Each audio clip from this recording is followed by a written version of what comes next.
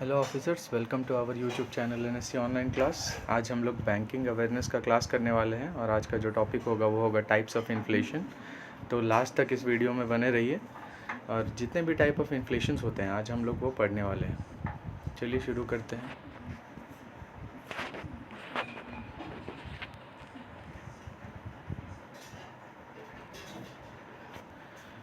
सबसे पहले इन्फ्लेशन होता क्या है। Inflation is nothing but more price we pay for goods. ठीक है, सबसे सिंपल सा तरीका है इन्फ्लेशन को डिफ़ाइन करने के लिए कि इन्फ्लेशन क्या होता है। तो इन्फ्लेशन एक ऐसी स्थिति है जिसमें कि किसी भी सामग्री के लिए हम लोग ज़्यादा पैसे चुकाते हैं, या फिर हम लोग इस तरीके से बोल सकते हैं कि इन्फ्लेशन जब भी किसी गुड्स, खाद्य सामग्री या किसी सर्विसेज का दाम बढ़ जाता है एक समय के साथ, एक टाइम इंटरवल में बढ़ने लगता है, तो उसे हम लोग इन्फ्लेशन बोलते हैं। It is the persistent rise of all goods and services over the period of time. यानी कि जो भी समय के साथ साथ किसी भी गुड्स और सर्विसेज का दाम में जब वृद्धि होती है तो उसे हम लोग क्या कहते हैं, inflation. There are several factor that influences inflation in India. और इंडिया में बहुत सारे फैक्टर्स होते हैं जो कि इन्फ्लेशन को मदद करते हैं, यानी कि महंगाई को बढ़ाने में बहुत सारे अलग अलग फैक्टर्स होते हैं। जैसे कि द मेजर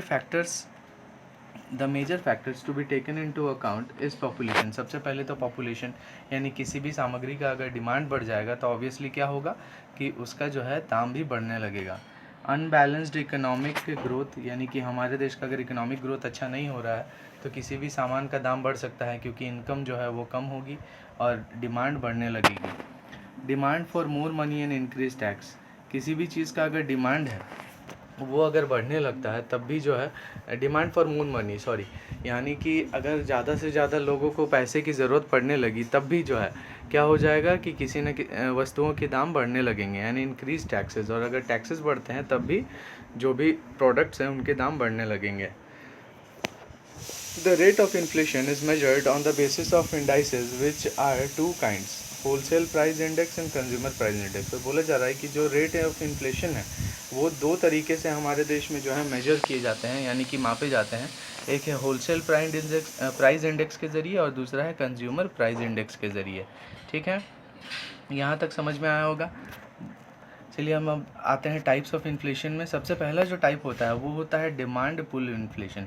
अब डिमांड पुल इन्फ्लेशन होता क्या है, when there are a mismatch between the demand and supply. यानी कि जब डिमांड और सप्लाई के बीच में डिफरेंस होने लगता है तब जो है डिमांड पुल इन्फ्लेशन आता है। यानी क्या होता है कि डिमांड ज़्यादा है लेकिन प्रोडक्ट कम है। इससे क्या होगा कि प्रोडक्ट का दाम इवेंचुअली बढ़ने लगता है, इवेंचुअली उसका दाम बढ़ने लगता है। Here we have two cases. यहाँ पर दो केसेस बताए गए हैं। जैसे सबसे पहला जो केस होता है उसमें क्या होता है कि demand increases over the same level of supply, यानी सप्लाई सेम है लेकिन डिमांड बढ़ने लगता है, तो उससे क्या होता है कि ऑटोमेटिकली जो प्रोडक्ट है उसका दाम बढ़ जाएगा। सेकंड केस क्या होता है कि supply decreases with the same level of demand, यानी डिमांड उतना ही है लेकिन उस प्रोडक्ट का सप्लाई कम हो गया है, जिसके कारण क्या होगा, जो बचे कुछ प्रोडक्ट्स हैं उनका दाम बढ़ने लगेगा। तो ये दो तरीके हैं जिनके ज़रिए डिमांड पुल इन्फ्लेशन होता है, यानी डिमांड के कारण जो इन्फ्लेशन बढ़ता है, महंगाई बढ़ती है, उसे हम लोग डिमांड पुल इन्फ्लेशन बोलते हैं। Both the cases situation of demand pull inflation, ये समझ में आ गया। कॉस्ट पुश इन्फ्लेशन, दूसरा तरीका क्या होता है, cost push inflation. Cost push inflation में क्या होता है, जब किसी भी प्रोडक्ट का जो फैक्टर्स हैं, जो इनपुट फैक्टर्स हैं, उनका दाम में बढ़ोतरी आती है। यानी कि किसी भी फैक्टर जिसके थ्रू वो प्रोडक्ट बन रहा है उसमें अगर दाम में बढ़ोतरी होने लगती है तब जो है उस प्रोडक्ट का दाम भी बढ़ने लगता है। फॉर एग्जांपल कॉर्पोरेट टैक्सेस, अगर मान लीजिए कि किसी भी प्रोडक्ट का कॉर्पोरेट टैक्स में दाम बढ़ा दिया गया तो ऑटोमेटिकली वो प्रोडक्ट का दाम भी बढ़ जाएगा। मान लीजिए कि राइजिंग वेजेस, अगर वहाँ के जो एम्प्लॉयज़ हैं उन्होंने सैलरी जो है उनकी बढ़ गई तब भी क्या होगा कि प्रोडक्ट का दाम बढ़ने लगेगा, क्योंकि ऑटोमेटिकली अल्टीमेटली उसका जो पूरा का पूरा प्रभाव है, पूरा का पूरा जो भी सैलरी में इंक्रीज़ का प्रभाव है वो प्रोडक्ट में पड़ेगा। राइजिंग रॉ मटेरियल कॉस्ट, और अगर उस प्रोडक्ट को बनाने के लिए जो सामग्री यूज़ होती है उसका भी दाम अगर बढ़ता है तो उससे क्या होगा, कॉस्ट पुश इन्फ्लेशन होगा, यानी कि उस सामग्री का दाम भी बढ़ जाएगा, क्योंकि उसको बनाने के लिए जो सामग्री चाहिए उनका दाम भी बढ़ रहा है। नेक्स्ट आते हैं हम लोग लो इन्फ्लेशन। लो इन्फ्लेशन क्या होता है, ये एक सिचुएशन है।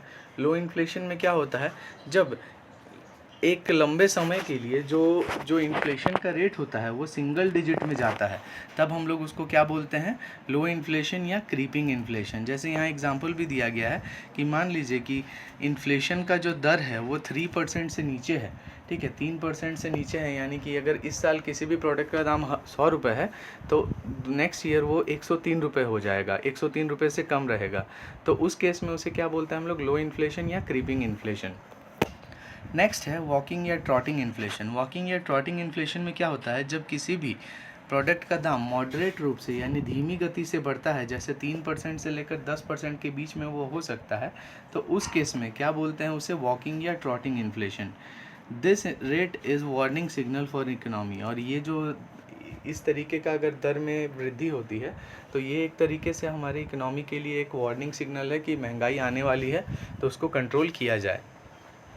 फिर आता है next running inflation. Price rise at high rate of more than 10% to 20% affect economy adversely. Running inflation उस सिचुएशन को बोलते हैं जहां पर जो दाम की वृद्धि होती है वो 10% से लेकर 20% के बीच में रहती है, यानी 10% से 20% के बीच में जब इन्फ्लेशन बढ़ने लगता है, महंगाई दर बढ़ने लगती है, तो उसे हम लोग क्या कहते हैं, रनिंग इन्फ्लेशन। और ये जो है किसी भी इकोनॉमी के लिए बहुत ही हार्मफुल होता है, इकोनॉमी के लिए अच्छा नहीं होता। फिर आते हैं हम लोग नेक्स्ट में, जो कि है हाइपर इन्फ्लेशन या इसको गैलपिंग इन्फ्लेशन भी बोलते हैं, और इसका तीसरा नाम है रन वे इन्फ्लेशन, यानी बहुत ही तेज़ी से बढ़ता हुआ इन्फ्लेशन। यहाँ पे बताया भी गया है, the price rise at very high rate of more than 20 to 10% inflation, 100% inflation, sorry, price rise at very high rate of more than 20 to 100% inflation, यानी कि जब भी इन्फ्लेशन का जो रेट होता है वो 20% से लेकर 100% के बीच में होता है, तो उस तरीके के सिचुएशन को क्या बोलते हैं, हाइपर इन्फ्लेशन या गैलपिंग इन्फ्लेशन या फिर रनवे इन्फ्लेशन। ये बहुत ही खतरनाक होता है किसी भी देश के लिए। फिर यहाँ पर कुछ और टर्म्स भी हैं जो कि हम लोग इसी के साथ यूज़ कर सकते हैं, जैसे स्टैगफ्लेशन, ठीक है। स्टैगफ्लेशन होता क्या है, the stagflation is the situation in an economy where the inflation and unemployment both are at high level.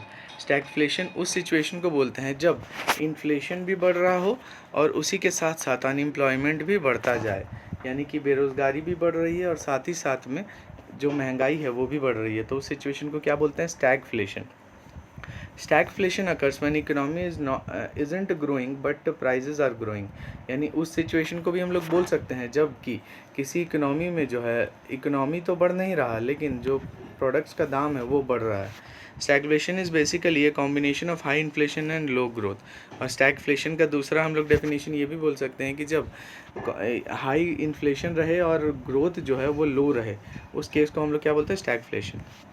Next है स्क्यूफ्लेशन, ठीक है। स्क्यूफ्लेशन क्या होता है, it is an unusual inflation where there is an inflation in one particular sector, यानी एक particular sector में जब इन्फ्लेशन होता है, एक ही सेक्टर में इन्फ्लेशन होता है तो एक पीरियड ऑफ टाइम में, तो उसे हम लोग बोलते हैं स्क्यूफ्लेशन। जैसे कि फॉर एग्जांपल अभी हम लोग देख रहे थे कि ऑटोमोबाइल सेक्टर में जो है 2019 में हमने देखा कि ऑटोमोबाइल सेक्टर में जो है इन्फ्लेशन आ रहा था, तो वहीं बोला जा रहा है कि जब एक ही सेक्टर में इन्फ्लेशन आ रहा है, बाकी सारे सेक्टर्स जो हैं, दूसरे सेक्टर्स जो हैं इस तरीके का कोई भी इन्फ्लेशन नहीं फेस कर रहे हैं या फिर उसमें डिफ्लेशन हो रहा है, यानी कि उसमें कमी हो रही है, तो उस केस को हम लोग क्या बोलते हैं, उस केस को हम लोग बोलते हैं स्क्यूफ्लेशन, ठीक है।